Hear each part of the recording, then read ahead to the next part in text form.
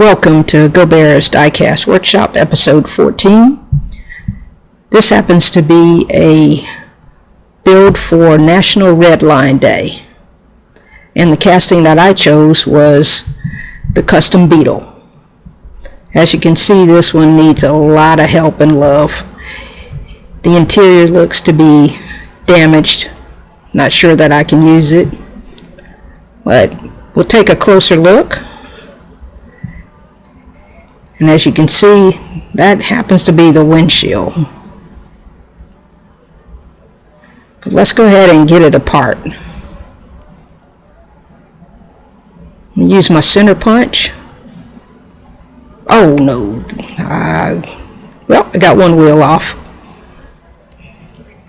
Be careful using your tools. As you can see, they can get away from you. But I'm using the center punch so that I have an actual center point that I can go ahead and drill.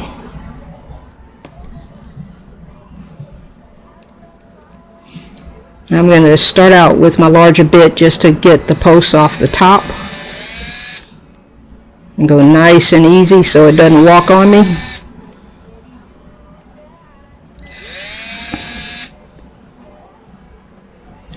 Taking my time because these are actually going to require that I put a 1/72 screw in instead of the 256. There's a lot less meat to those posts in the original red lines than you have with the newer cars.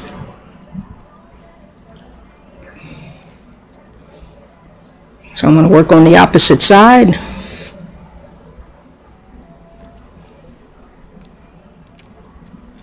I'm going to go ahead and switch out to my smaller bit, and I'll probably finish taking these off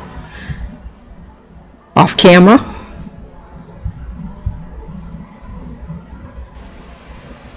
Alright, now there is the base. Of course, I had that one wheel pop off already. That's what's left of the interior.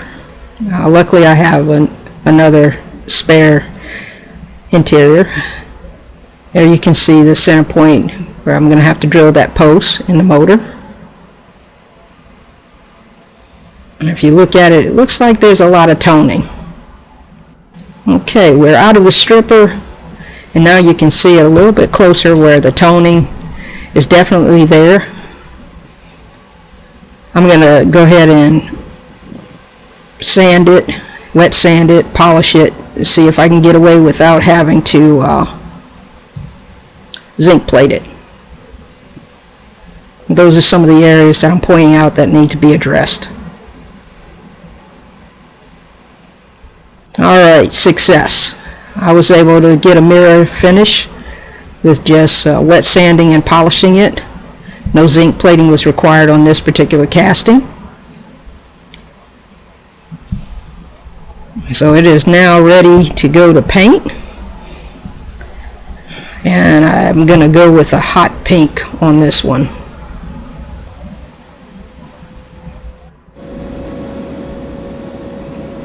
So in the spray booth, you'll see that I'm going to start out with some light coats. I'll continuously turn the casting, pick it up and get different angles just to make sure that I get good coverage with the paint. You'll see me get a little bit heavier.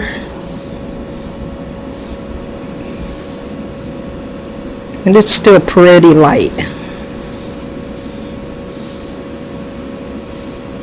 Make sure that I get underneath the wheel wells. Come back over the top, get the windshield, the hood, and the sides real good. Now you can already begin to see that shine come through with that Spectra flame paint.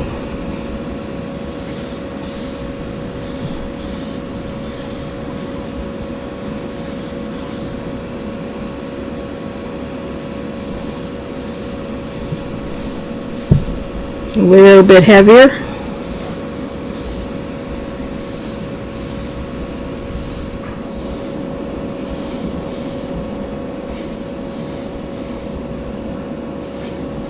You can see when the light hits it how shiny it is.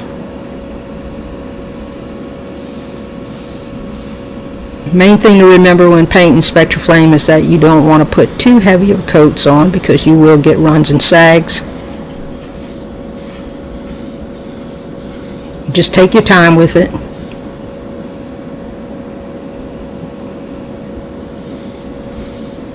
You can even see the reflection of the spray gun, or the airbrush should I say.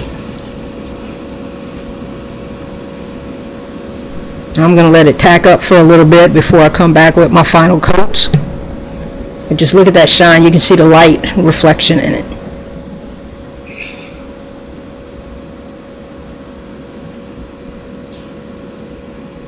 Alright, now for the final coats.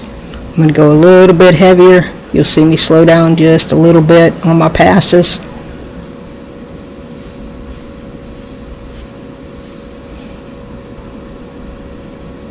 Look at that reflection. I just love that color. Now if the toning wouldn't have been taken care of and you don't have a way of zinc plating, you could go with a darker color and it probably wouldn't show up as much. But when you get to the lighter colors like the lime green, antifreeze, the ice blue, and this hot pink, the toning will come through on you and your paint job just won't look up to par.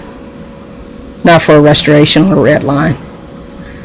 So be cautious when you're picking your colors, depending on how far you can get into it. I was real lucky that the sanding and polishing brought it to the mirror finish that I needed.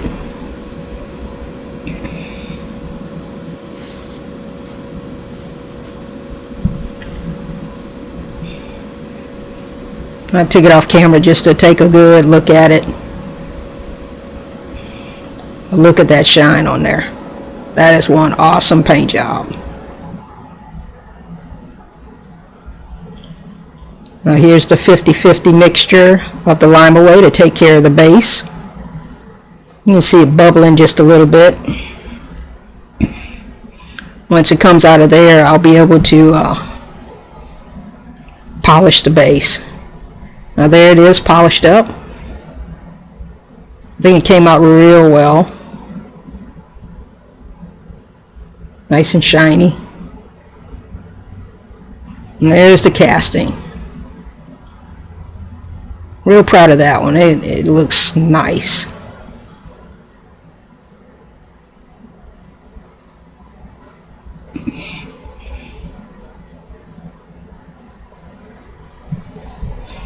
Alright, now to go ahead and put some new tires on.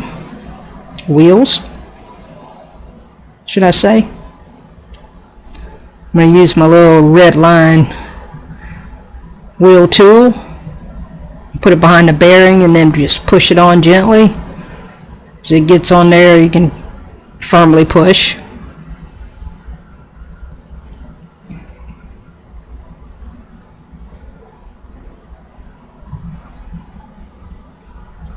There's one on. Let's get the second one on. This is in the back.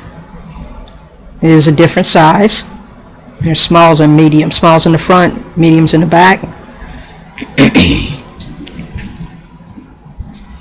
Again, I'm going to get the tool between the bearing and the base of the casting.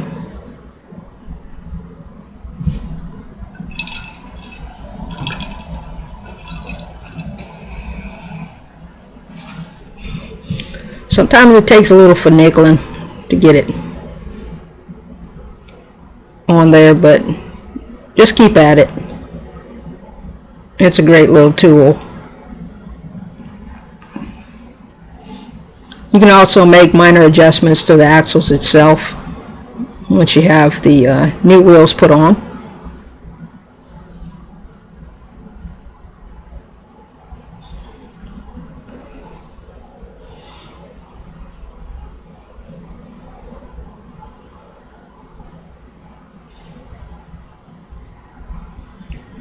Now you can see that I tried to just push it on, and I just didn't feel comfortable with it like that, so I went on and put the tool behind it. Should stick to my own advice, right? Use the tool.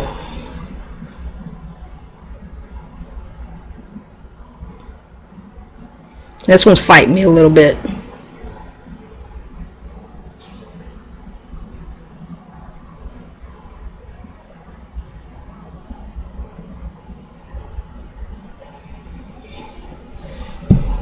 All right, one more to go.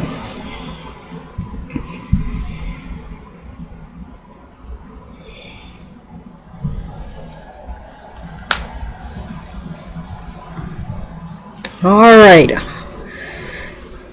Here's all the parts to the custom Beetle. You got your motor, your windshield, the new interior, and the new windshield that I sourced from an original. And here's what we started out with. Lime green, beat up, melted interior. Needs new shoes. And the final reveal. I think it came out fantastic. It's a great way to honor the National Redline Day with a custom Beetle, one of the originals. And I hope you guys enjoyed it. If you like what you see, subscribe. Ring the bell so you get notified of further videos. Leave me a comment. I try to reply to all comments. And again, thank you Diecast Outcasts for asking us customizers to participate in the National Redline build. Everyone stay safe.